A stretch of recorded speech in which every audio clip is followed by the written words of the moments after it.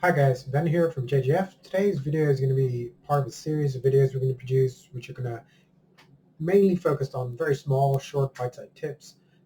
Today's video is going to focus on keeping you safe online kind of tip. So it's looking at your emails and what kind of emails that you might get. So here I get a lot of emails. I tend to get quite a lot of junk emails, and in most scenarios that's not stuff that I necessarily want to be opening.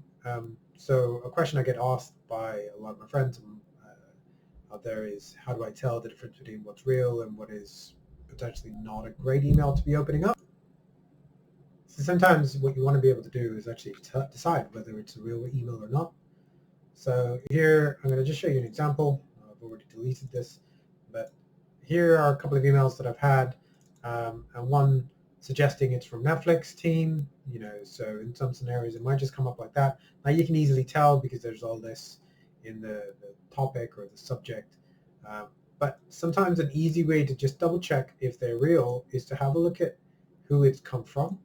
So as you can guess, this end bit is the place it's come from, so it's kind of like the original address, and you can tell that that's not from Netflix. So I don't need to worry about it. I don't even need to look at the content, so I'm not going to open that up. That's blocked. The other kind of emails that you get can be from someone you know, so it might actually look like it's someone you know, so the name's correct, they've managed to find that out somehow, but the email address itself could be slightly wrong. And for example here, this is not the correct email address for him, and I know that. Now this URL, it's not something he's going to send to me. It's highly unlikely, and you can tell that this is not something you want to click on. Sometimes you will get links that say tiny.url. Now some of those are true, but remember, be careful when clicking on those tiny URLs because you never can tell. So for example, if I was on here, now the way that people get a tiny URL, there's a place called tinyurl. Right, so tinyurl, what it does is it actually helps you take a very long URL and condense it completely down. So if we go to